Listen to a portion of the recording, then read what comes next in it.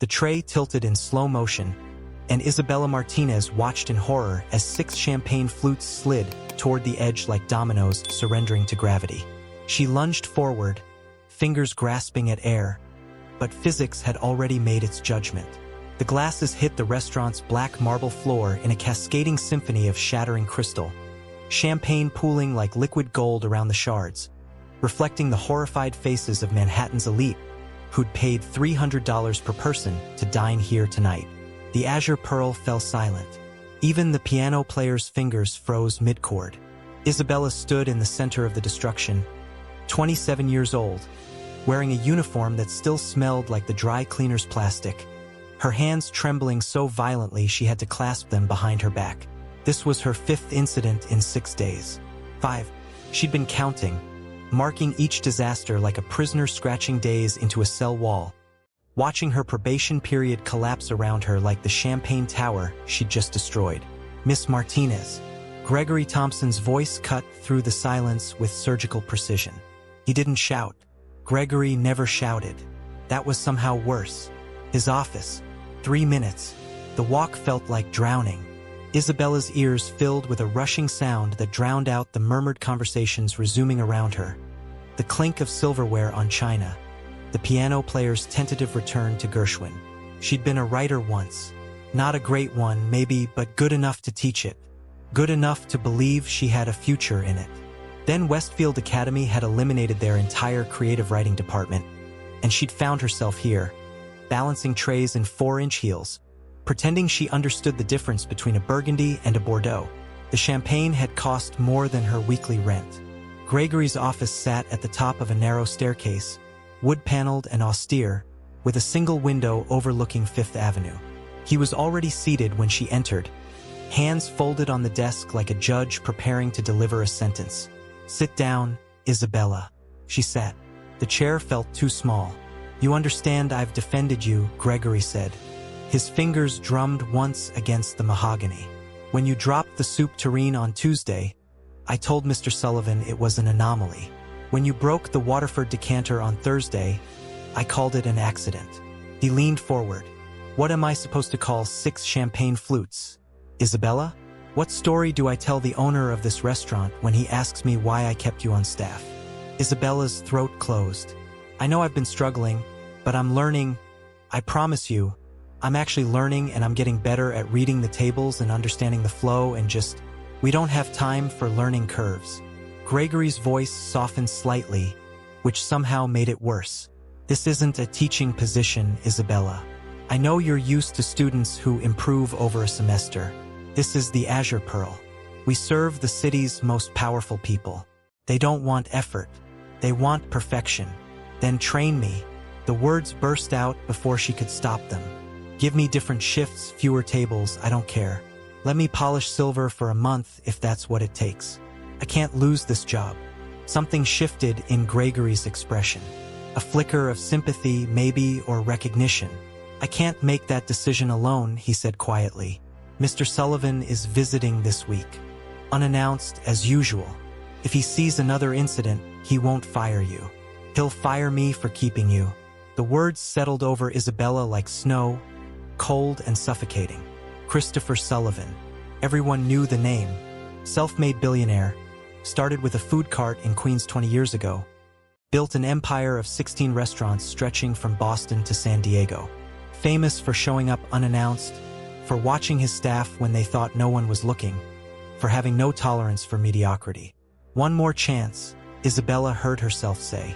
"Please, Gregory. Just one more." He studied her for a long moment. Then he sighed. "One more, Miss Martinez. But understand something. One more mistake, any mistake, and I won't be able to help you. Do we have an understanding?" "We do." She worked the rest of her shift in a fog of hypervigilance, checking and rechecking every movement, every plate, every glass. Her hands ached from gripping trays too tightly. By midnight, when the last customer finally left and the hostess locked the front door, exhaustion had settled into Isabella's bones like an old injury. She was hanging her apron in the staff room when she noticed him. A man sitting alone at the bar, even though they'd closed 15 minutes ago. He wasn't remarkable, medium height, lean build, dark hair that curled slightly at his collar.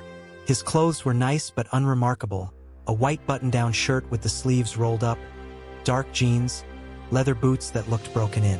He was typing something on his phone, a half-finished glass of bourbon sitting untouched beside him. Isabella approached cautiously.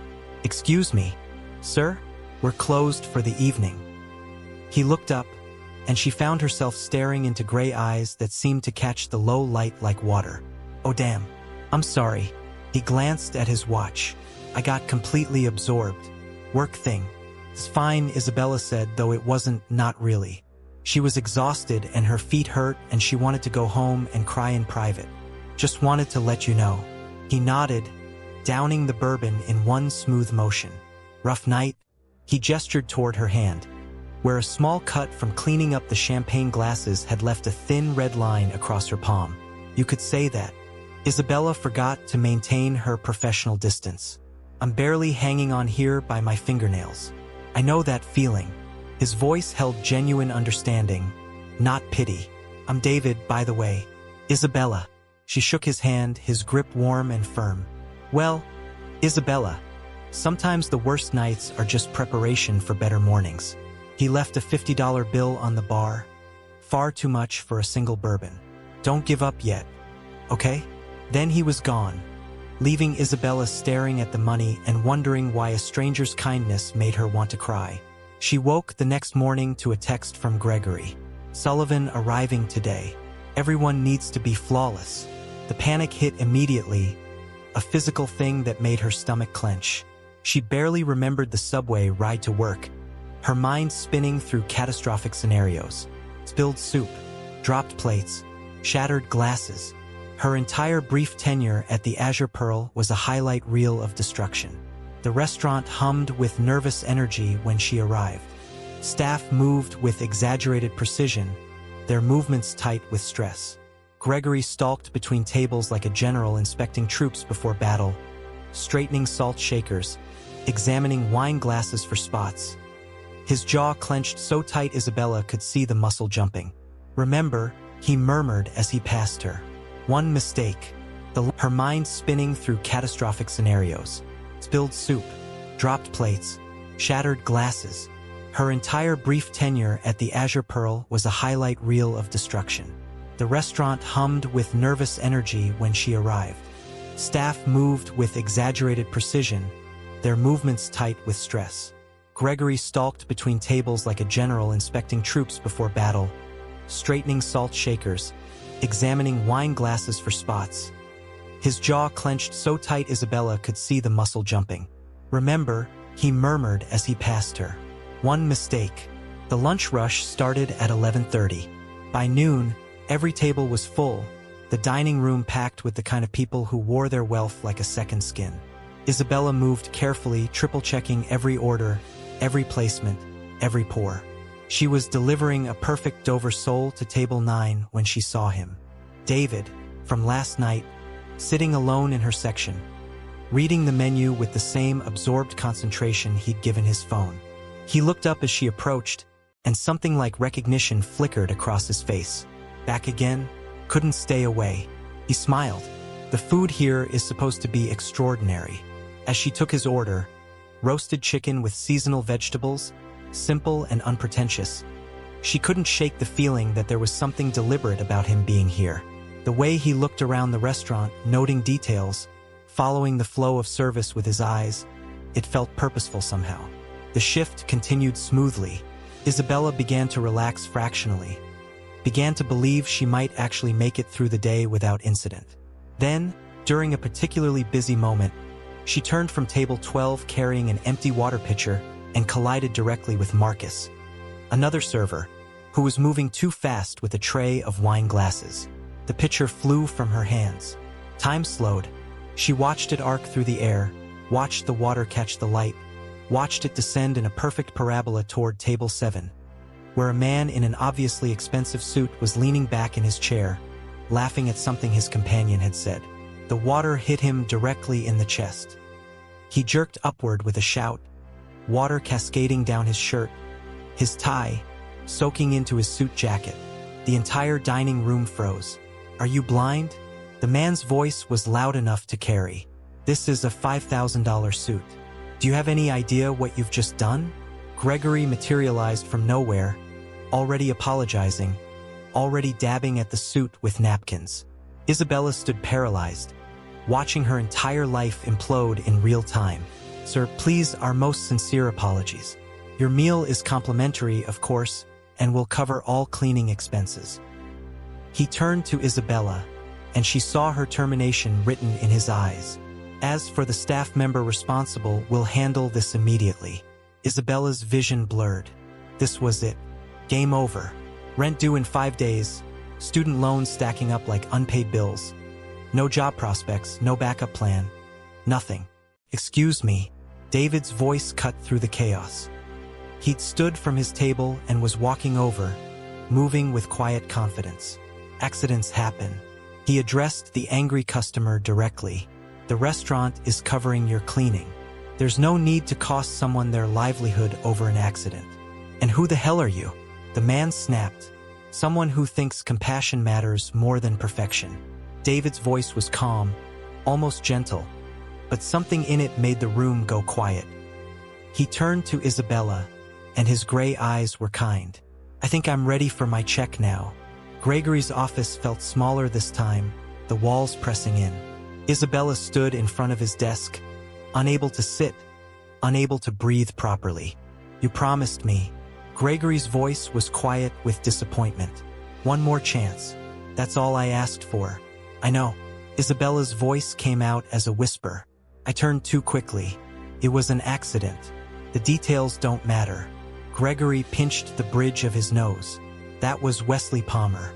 He's not just a regular customer, Isabella. He sits on the board at Morgan Chase. He golfs with the mayor. And you drenched him in ice water while Christopher Sullivan is somewhere in this restaurant, watching. Isabella felt the floor drop out from under her. He's here? Now? Somewhere. Gregory confirmed. That's how he operates. He could be eating lunch right now. He could be watching from the kitchen. We never know. He leaned back in his chair. I'm sorry, Isabella. I really am. But my hands are tied. A knock at the door. Gregory called out, "Come in," and David stepped into the office. Gregory stood immediately, professional mask sliding into place. Sir, I assure you we're addressing the situation. We deeply apologize if your meal was disrupted. David waved this away. That's not why I'm here. I'd like to speak on Miss Martinez's behalf. Both Isabella and Gregory stared at him. How did he know her last name? I've been observing her work. David's voice carried quiet authority. She's attentive, personable, and clearly dedicated to doing well. That spill was a genuine accident during a rush, not negligence. Gregory shifted uncomfortably. While I appreciate your input, sir, personnel decisions are internal matters. Of course. David's smile was slight, but as someone with significant experience in the restaurant industry, I thought my perspective might be valuable. Something in his tone made Gregory pause. You work in restaurants? You could say that. David turned to Isabella. Would you mind giving us a moment? Stunned, Isabella stepped outside. She leaned against the wall, her heart hammering. Who was this man? And why was he fighting for her? Through the door, she heard the murmur of conversation, occasionally rising in volume before dropping again. 5 minutes passed. 10. Finally, the door opened. Miss Martinez. Gregory's tone had changed, become formal in a way she didn't recognize. It seems you've made quite an impression on Mr. Wilson here. He's suggested that instead of termination, we consider an alternative approach. David nodded. The Azure Pearl has a training program for new staff, correct? We do, Gregory confirmed slowly, though it's typically for new hires before they begin serving. Perfect. David replied. I think Miss Martinez would benefit from going through that program now. A reset with proper foundation. Isabella looked between them, confused. I don't understand what's happening. It means, Gregory said, looking like he was swallowing glass, that you're being given another chance. Mr. Wilson has made a compelling case for your potential. Relief crashed over Isabella, followed immediately by suspicion. She turned to David. Why would you do this? You don't even know me. Let's just say I recognize something worth investing in. David's expression was unreadable. Everyone deserves a second chance when they're genuinely trying. Before Isabella could press further, Gregory's phone rang. He answered, his face going pale. Yes, sir. Right away, sir. He hung up and turned to them. I'm needed on the floor immediately. Miss Martinez, report to Thomas in the training room tomorrow morning at 9. For today, you're on back-of-house duty only. No customer interaction. He glanced at David with an expression Isabella couldn't decipher. Thank you for your input, Mr. Wilson. After Gregory left, Isabella turned to David. I don't know how to thank you. Thank me by making the most of this opportunity. He pulled a business card from his wallet and handed it to her. If you need anything, call me. The card was simple. White stock, black text. David Wilson. A phone number. Nothing else. Who are you? Isabella asked. David smiled. Someone who believes in second chances. He checked his watch. I should let you get back to work. The rest of her shift passed in a blur of menial tasks. Folding napkins, polishing silverware, restocking service stations. Her co-workers shot her curious glances, clearly wondering how she'd escaped termination. During her break, she pulled out her phone and searched David Wilson New York restaurants. Nothing useful came up. The name was too common. Above my expectations, Thomas admitted, though there's always room for refinement. Excellent. David turned to Isabella. Miss Martinez, could I have a word? Thomas excused himself. Alone with David, Isabella felt suddenly nervous in a way that had nothing to do with her job performance. Congratulations, David said. The staff speaks highly of your progress. Thanks to you. Isabella met his eyes. Though I still don't understand why you've invested so much in helping me. David studied her for a long moment. Let's just say I recognize potential when I see it. Are you free tonight? For dinner, not here. Somewhere we can talk more casually. Isabella hesitated. Every instinct told her there was more to David Wilson than he was revealing. But curiosity won out. I'd like that. There's an Italian place called Giovanni's, 3 blocks south. 7 o'clock? I'll be there. Isabella went home and changed 3 times before settling on a navy dress that Maya, her roommate, insisted made her look confident and approachable. She arrived at Giovanni's at 6:55 to find David already there, seated at a corner table, dressed down in casual slacks and a soft gray sweater that made him look younger, more accessible. He stood when he saw her. You look beautiful. Thank you. Isabella slid into the seat across from him, hyper-aware of how different this felt from their interactions at the Azure Pearl. Here, without the hierarchy of the restaurant between them, they were just 2 people sharing a meal. They ordered. David recommended the handmade gnocchi, and Isabella chose the seafood linguine. Wine arrived, a Chianti that David clearly knew well. As they ate, conversation flowed easily. Books. Isabella loved literary fiction. David had read everything. Travel, he'd been everywhere, spoke about Kyoto and Barcelona like they were second homes. The restaurant industry, which David knew with the intimacy of someone who'd lived inside it. Isabella found herself relaxing, laughing at his stories, sharing her own. But beneath the ease, questions simmered. Halfway through dessert, a shared panna cotta that tasted like heaven, she decided to push. So are you finally going to tell me who you really are, David? He smiled. I'm exactly who I said I am. Someone with enough influence to override a floor manager's decision, to arrange private training, to make grown men like Thomas practically bow. She leaned forward. Come on. Who are you really? David opened his mouth to respond when a voice interrupted. Christopher, is that really you?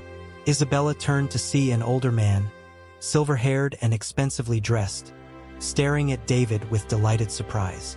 David's expression tightened almost imperceptibly. Marcus. David stood, shaking the man's hand with practiced warmth. Good to see you. How's retirement? Wonderful, wonderful. Marcus was beaming. Never thought I'd see you in a place like this. Figured you'd be at one of your own restaurants. He glanced at Isabella with open curiosity. Sometimes it's nice to be a customer. David's voice was smooth, controlled. Marcus, this is Isabella Martinez. Isabella, Marcus Chin. He used to supply our first locations. Isabella managed a weak smile, her mind reeling. Our first locations. The name Marcus had used. Christopher. After brief pleasantries, Marcus excused himself. Silence fell over the table like a curtain. Christopher, Isabella said slowly. Christopher Sullivan. David or Christopher met her eyes. David's my middle name. Wilson is my mother's maiden name. I use it when I want to observe my restaurants without the complications my real name brings. Isabella felt something crack open inside her chest. So this whole time, saving my job, the training, this dinner, what was this? Some kind of undercover boss fantasy? Her voice came out harder than she intended. No, Christopher's voice was firm. It wasn't like that. Then what was it like? Isabella stood, suddenly needing distance. Was I some kind of project? A pet charity case for a bored billionaire? Isabella, please. No. She grabbed her purse. I don't know what game you're playing, Mr. Sullivan, but I'm not interested in being your entertainment. Thank you for dinner. She walked out before he could respond, before the tears threatening at the corners of her eyes could fall. Outside, she hailed a cab with shaking hands. Christopher Sullivan. Of course. The mysterious influence, the deference from Gregory and Thomas, the convenient appearance right when the owner was rumored to be visiting. She'd been so stupid. Her phone buzzed. A text from Christopher. Please let me explain. It wasn't a game. Isabella silenced her phone and watched Manhattan blur past the cab windows, lights smearing like wet paint. The next morning brought 3 missed calls and another text. I'll be at the restaurant today. Please give me a chance to explain. Isabella considered calling in sick. But she needed this job, humiliating as it now was. When she arrived for the lunch shift, the atmosphere crackled with electric energy. Staff huddled in tight clusters, whispering urgently. What's happening? Isabella asked Marcus. Mr. Sullivan's here. Official visit.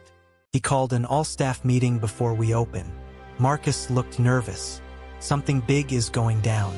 Isabella's stomach dropped. Was he going to fire her publicly? Announce their dinner as some kind of cautionary tale? The staff assembled in the main dining room. Christopher stood by the bar in a perfectly cut navy suit, every inch the successful mogul. His eyes found Isabella immediately. She looked away, positioning herself behind taller colleagues. Good morning, everyone. Christopher's voice carried effortlessly. First, I want to thank you for your dedication. The Azure Pearl remains one of Manhattan's premier destinations because of your commitment to excellence. Appreciative murmurs rippled through the staff. I've been observing operations here for the past 2 weeks. Some of you may have guessed. He smiled slightly. What I've seen has impressed me greatly, but also highlighted opportunities for improvement. Gregory, standing near Christopher, shifted his weight nervously. The restaurant industry is changing, Christopher continued. We need to change with it. That's why I'm announcing some restructuring today. He paused, scanning the room. Gregory Thompson will be moving to a new position as Director of Training for all our West Coast properties. Gregory's eyebrows shot up. This was clearly news to him. His expertise will be invaluable in standardizing our approach across all locations. Christopher's voice remained steady, and taking over as General Manager of the Azure Pearl will be Isabella Martinez. The room erupted in gasps and whispers. Isabella felt every eye turn toward her, felt the blood drain from her face. Miss Martinez has demonstrated exceptional adaptability, commitment, and genuine passion for creating meaningful dining experiences. Christopher spoke as if promoting a server with barely 3 months of experience was perfectly logical. Sometimes the freshest perspectives are exactly what established institutions need. The staff broke into confused conversation. Isabella stood frozen, unable to process what was happening. Was this his apology? Some elaborate power move? Christopher raised his hand for silence. I understand this is unexpected. Miss Martinez will undergo intensive management training over the next month under Gregory's guidance. I have complete confidence in her abilities. As the meeting dispersed, Christopher approached her. "My office? 10 minutes." His voice was quiet, professional. Isabella found herself climbing stairs to a part of the building she'd never seen. Christopher's office was all floor-to-ceiling windows overlooking the Hudson, minimalist furniture, everything clean lines and understated wealth. He was waiting when she entered. "That was quite a performance," Isabella said coldly. "What are you trying to do?" Christopher gestured to a chair. "It's not a performance. You can't seriously expect me to believe you're promoting me to general manager based on merit." She remained standing. "I spilled water on a customer 4 days ago, and then you completed intensive training in record time." He countered. "You have natural leadership instincts, empathy for both staff and guests, and you genuinely care about the work. Those qualities are rare." Isabella shook her head. "This is insane. The staff thinks I slept my way into this position. They'll change their minds when they see you work." Christopher's voice was calm. "Look, I didn't plan for things to unfold this way, but I stand by the decision." "Why?" Isabella demanded. "Why me?" Christopher's expression softened. "Because when I watched you beg for your job, I saw myself 20 years ago. Desperate, determined, genuinely passionate about creating something meaningful." He leaned forward. "This industry changed my life. Maybe it can change yours too." Isabella stared at him, searching for manipulation, for hidden agendas. But his eyes held only sincerity. "This is still crazy," she said finally. "I don't know anything about managing a restaurant. You'll learn." Christopher's voice was certain. "The question is, are you willing to try?" Isabella took a breath. Despite everything, despite the deception and the confusion, she couldn't deny the opportunity in front of her. "Why should I trust you?" "Because I'm not asking you to trust me," Christopher said quietly. "I'm asking you to trust yourself." The next month redefined what Isabella thought she was capable of. Days began at 6 with Gregory, who proved to be an unexpectedly patient teacher once he'd accepted the situation. They worked through vendor negotiations, staff scheduling, inventory management, the intricate machinery that kept a restaurant running. Afternoons were spent shadowing service, learning to read the dining room as a whole, spotting problems before they escalated. Evenings involved menu planning, wine selection, the creative aspects she'd never imagined existed behind the scenes. Christopher visited weekly, observing her progress with what looked like pride. Their interactions remained strictly professional, but Isabella occasionally caught him watching her with an expression she couldn't quite read. Something like admiration, maybe, or hope. The staff skepticism gradually shifted. By the third week, even Thomas admitted she had unexpected talent for the position. By the fourth week, servers were coming to her with questions, trusting her judgment. One evening, Isabella was reviewing the next day's reservations when she noticed a note. CS plus guests, table 12, 7:30 p.m. Board dinner. She found Gregory in his office. "What's a board dinner?" He looked up, his expression grave. "Quarterly meeting. Christopher brings the restaurant group's board members. They evaluate everything, including management." Isabella felt her stomach tighten. "So they'll be evaluating me?" Gregory nodded. "Don't worry. You're ready." The next evening, Isabella arrived 2 hours early. She inspected every detail personally, briefed the staff with calm authority she hadn't known she possessed, stationed her strongest servers strategically. At 7:30 precisely, Christopher arrived with 4 impeccably dressed men and women who radiated wealth and power. Isabella greeted them professionally, betraying none of her nerves. "Miss Martinez," Christopher introduced her, "our new general manager. She's been implementing some innovative changes." The board members assessed her with polite but obvious skepticism. One leaned toward another and murmured, "Another one of Christopher's reclamation projects." The comment stung, but Isabella maintained her composure. She ensured everything was perfect: wine at the ideal temperature, courses timed flawlessly, service invisible but attentive. Then disaster struck during dessert. A new server, nervous about the VIP table, caught his foot on a chair leg. Our new general manager. She'd been implementing she inspected every detail personally, briefed the staff with calm authority she had known she possessed. stationed strongest serves strategically. At 7:30 precisely, Christopher arrived with 4 impeccably dressed men and women who radiated wealth and power. Isabella greeted them professionally, betraying none of her nerves. Miss Martinez, Christopher introduced her.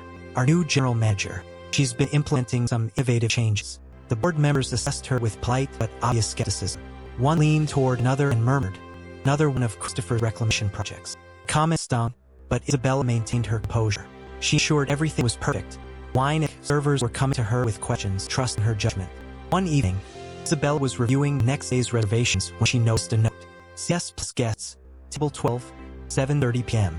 Board dinner. She found Gregory in his office. What's a board dinner? He looked up, his expression grave. Quarterly meeting. Christopher brings the restaurant group's board members. They evaluate everything, including management. Isabella felt her stomach tighten. So they'll be evaluating me. Gregory nodded. Don't worry, you're ready. The next evening, Isabella arrived 2 hours early.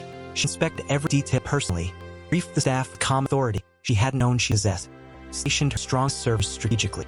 At 7:30 precisely, Christopher arrived with 4 impeccably dressed men and women who radiated wealth and power. Isabella greeted them professionally, betraying none of her nerves. Miss Martinez, Christopher introduced her. Our new general manager. She's been implementing some innovative changes. The board members assessed her with polite but obvious skepticism.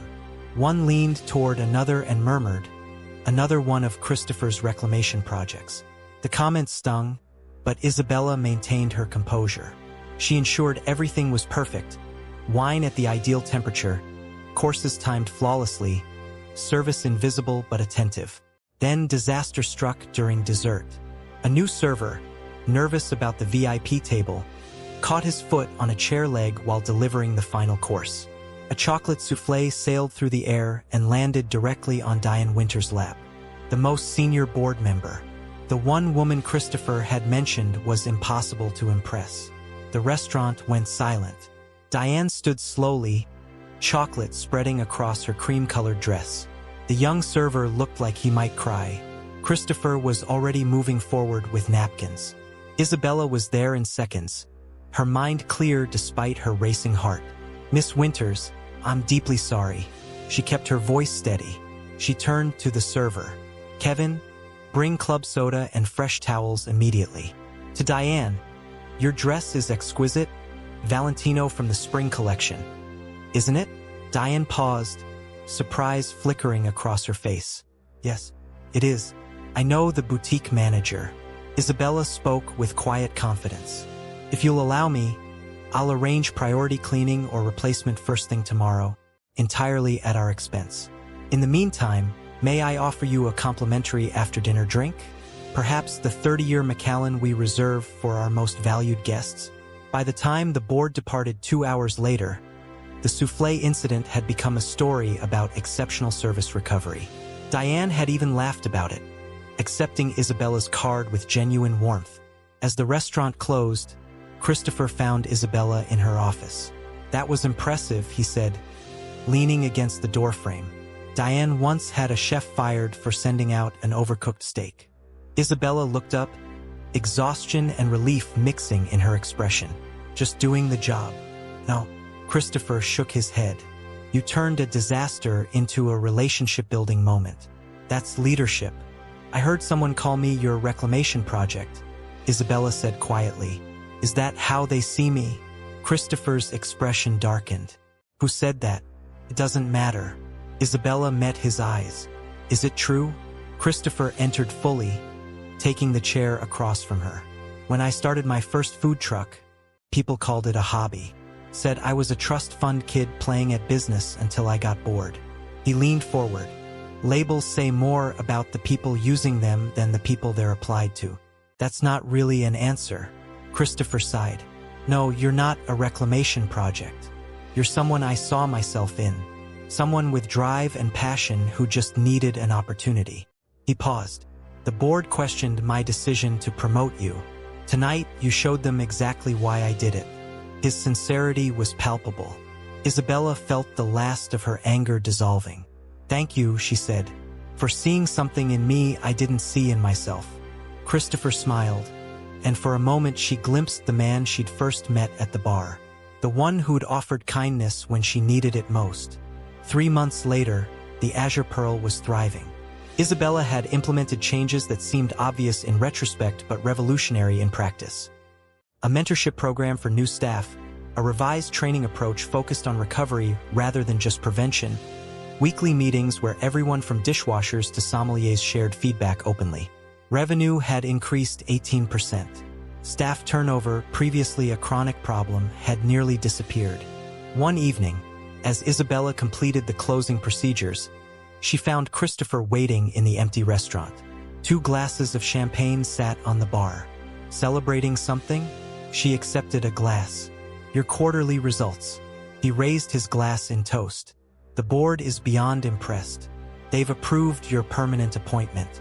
And a substantial bonus. Isabella smiled. The news confirmed what she'd already begun to feel. This was where she belonged. I have something else to discuss. Christopher's tone shifted. My direct oversight of the Azure Pearl ends next week. Your training period is complete. Isabella felt an unexpected flutter of disappointment. So you'll be moving on to your next project. Yes. New concept in Chicago. He hesitated. But it also means our professional relationship is changing. You'll report to the regional director now, not to me. Understanding dawned. I see. Christopher set down his glass. Which means I'd like to ask you to dinner. Not as your boss. Not as David Wilson. Just as Christopher Sullivan. A man who's come to admire a remarkable woman. The invitation hung between them, weighted with possibility. Isabella thought back to Giovanni's. To how natural their conversation had been before the revelation. I don't know, Christopher. She spoke honestly. There's still a power imbalance here. You own the restaurant. He nodded. You're right, and I respect that completely. He stood, preparing to leave. The offer stands whenever, if ever, you feel the timing is right. As he turned to go, Isabella made a decision. Christopher. He paused. I'm free next Saturday, but I choose the restaurant. His smile was genuine, warm. I'd like that very much. 6 months later, Isabella stood on the rooftop terrace of Christopher's Chelsea penthouse, watching the city lights spread below like a carpet of stars. Behind her, through the floor-to-ceiling windows, she could see their friends from the Azure Pearl enjoying the party she'd organized. Christopher joined her, draping his jacket over her shoulders against the evening chill. What? If this story touched your heart, please like, share, and subscribe for more inspiring tales about the power of kindness. Comment below with your own thought.